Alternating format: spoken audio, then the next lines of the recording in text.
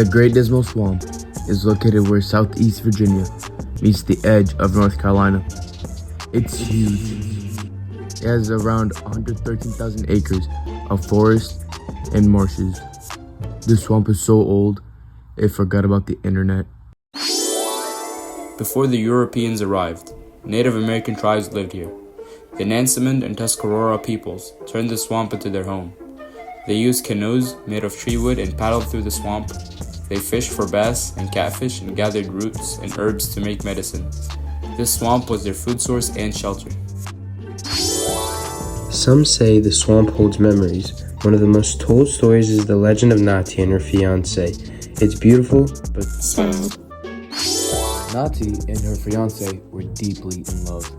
They planned to marry at sunrise, right on the edge of Lake Drummond. But just before dawn, Nati fell sick. She didn't make it. Her partner buried her in the swamp, beside the roots of the cypress trees they used to sit under. People say he was never the same. He came back again and again hoping to see her. One night he saw her ghost gliding across Lake Drummond in a canoe. She didn't speak or look at him, she just drifted. He followed her into the fog and he never came back. Some say he died from heartbreak, others say he joined her spirit. David and Ada say that he just lost his love. Even now, the story of the lady by the lake continues to haunt the area, and some claim to see the two canoes moving. Before colonists settled here, the swamp was home to many Native American tribes like the Nansemond. They used the swamp as a hunting ground and stayed away from its deeper areas for good reason. Let's not forget the headless horseman of the swamp. Yes, you heard that right. This horseman rides a massive black stallion and vanishes. The story became part of the swamp's legend, but the swamp has many stories, real ones, not just ghost stories. Moving forward in time to 1728, a surveyor named William Byer II arrived to the swamp. His job was to draw the border between Virginia and North Carolina. He noticed the thick woods and shadowy water. He named the swamp the Great Dismal Swamp. The dismal rooted from the dark and wet, gloomy aspects, but even Byer noticed how beautiful and wild the place was. Shortly after his survey, other land surveyors, politicians formed investment groups. The most famous of these was the Dismal Swamp Company, which was originated in 1763 with people like George Washington among its leaders. The goal was to drain the swamp, harvest the resources, and convert the land to plantation and farmland. They not only used enslaved labor, indentured servants to make these canals by hand, and the most famous is the North and South Dismal Canals. Yet, even before the canal's completion, the swamp offered freedom to the enslaved. Beginning in the 1760s, tens of thousands of self-emancipated Africans, called Maroons, started entering the swamp, hoping to find freedom there. They built cabins, planted corn and squash in small, clear areas, and traded it with other boatmen on the canal. The Great Dismal Swamp Maroons were people who inhabited the swamplands of the Great Dismal Swamp in Virginia and North Carolina after escaping enslavement. Although conditions were harsh, research says that thousands lived there between about 1700 and the 1860s. Harriet Beecher Stowe told the Maroon people's story in her 1856 novel, Dread, A Tale of the Great Dismal Swamp. The most important and significant research on these settlements began in 2002 with the Great Dismal Swamp Landscape Study, led by Dan Sayers. Adding to the legend of the swamp, pirates like Blackbeard are said to have hidden treasure somewhere beneath the peat, waiting to be found.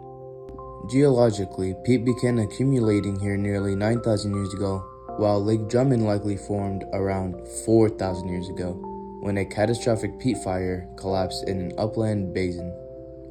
Europeans first described its fog in 1665, when Governor William Drummond noted its strange waters. In 1728, William Byrd's boundary survey called it the Great Dismal Swamp. By 1763, the Dismal Swamp Land Company, backed by George Washington and wealthy tidewater planters, acquired 40,000 acres to drain and harvest cypress and Atlantic white cedar from the swamp. George Washington himself led initial efforts to drain portions of the swamp, but the dense peat and tangled roots quickly foiled his plans. From 1793 to 1805, enslaved laborers and free black canal men carved the 22-mile Dismal Swamp Canal by hand, cutting through roots, timber locks, and constantly clearing out ditches that drew water from Lake Drummond. The canal connected the Chesapeake Bay to Albemarle Sound. It changed both trade routes and the swamp's hydrology forever. As the canal rose, so did Maroon communities. These were groups of runaway enslaved people who made their homes on high ground deep in the swamp. These hidden colonies were surrounded by thick vegetation, snakes, and wild animals, making them difficult to find. Maroons built crude huts, hunted for food, and sometimes traded logs with free black shingle makers in exchange for small amounts of food, money, or clothing. Many Maroons lived in constant danger. Sometimes they were betrayed by black lumbermen working in the area. Others resorted to raiding nearby towns or boats on the canal, sparking fear and leading to violent retaliation.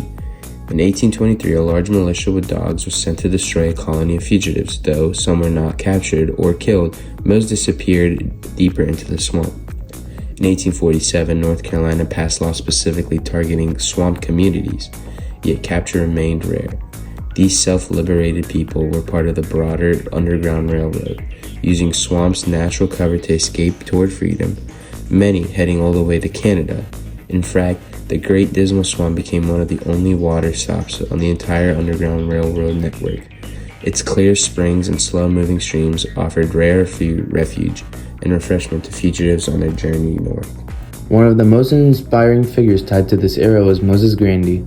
Born enslaved in Camden County in 1786, he worked on canal construction twice and made 3 desperate attempts to buy his freedom. Despite betrayal by men who took his money, Grandy remained respected and resilient. In 1829, he finally purchased his freedom. By 1843, he published a powerful memoir exposing the brutal realities of slavery and life along the canal, one of the earliest first-hand African-American narratives of its kind. The story of their resilience echoes far beyond the swamp. In 1856, Harriet Beecher Stowe, author of Uncle Tom's Cabin, grew from sketches and oral legends when she wrote her book, Dread, A Tale of the Great Dismal Swamp. The book features an escaped slave living in the swamp and brought national attention to the Maroons, using the swamp as a symbol of resistance. On the swamp's edges, a plantation economy thrived, centered on timber and naval stores, manufacturing products like tar, pitch, and turpentine, which was distilled from pine. Logging camps and other operations sprang up beside newly built rails, helping transport materials from the forest to the market. Local militias and bounty hunters patrolled the waterways. They enforced anti-runaway laws. Yet, Maroons and sympathetic canal men maintained secret supply lines guiding escaped families north as part of the broader, unofficial Underground Railroad network. The swamp also served as one of the only water stops, its clear springs and slow-moving streams offering refuge and refreshment to fugitives on their journey north. When the Civil War broke out, the Great Dismal Swamp Canal became a prize of war. On February 1862, CSS Seabird delivered supplies from Norfolk to Roanoke Island using the canal. After the island fell on February 8th, Union gunboats rammed and sank her at Elizabeth City on February 10th. 2 other steamers, CSS Beaufort and Appomattox, fled up the Pasquotank River. Beaufort made it through the locks, while Appomattox, 2 inches too wide, was set on fire by her captain. On April 19, 1862, General Ambrose Burnside's 3,000-man force under General J. L. Reno attacked the South Mills locks. 750 Confederates held them off for 5 hours. Running low on ammunition, the Federals withdrew.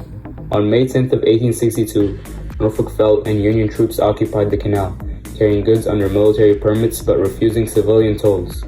Later, on December of 1863, Brigadier General Edward A. Watt's expedition was accidentally misdirected to the wrong canal, leading to the burning of Maroon cabins and the hanging of suspected sympathizers, many of whom were innocent. This event was so brutal that Governor Zebulon Vance of North Carolina condemned it as a disgrace to the manhood of the age.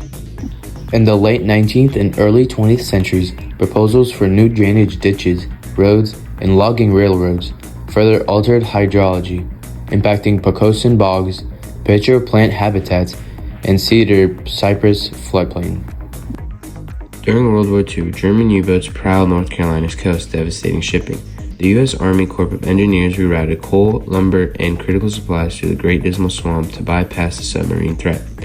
Traffic surged until 1945, then slowly declined as coastal shipping returned. In 1946, rising shipping costs prompted the Corps to cut operating hours from 24 to 16 per day, a policy reserved briefly in 1947 and then reinstated in 1950.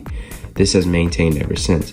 Since the 1950s, the Corps proposals to close or transfer the canal has been devastated and defeated by vigilant local advocacy. By the mid-20th century, commercial logging had stripped much of the swamp's cedar and cypress trees. In 1973, the Union Camp Corporation gifted over 50,000 acres to the Nature Conservancy. A year later, Congress designated the Great Dismal Swamp National Wildlife Refuge. Beneath every cypress knee and each ripple on Lake Drummond, the Great Dismal Swamp still speaks of resilience and the unquenchable human hope for liberty. Many people have a deep personal connection to the swamp, like Mahesh Suraparaju, who likes to pretend like he is a wild monkey living in the swamp. This swamp endures as a living archive, an ecological wonder, a cultural crossroads, and a testament to those who carved freedom from the mud.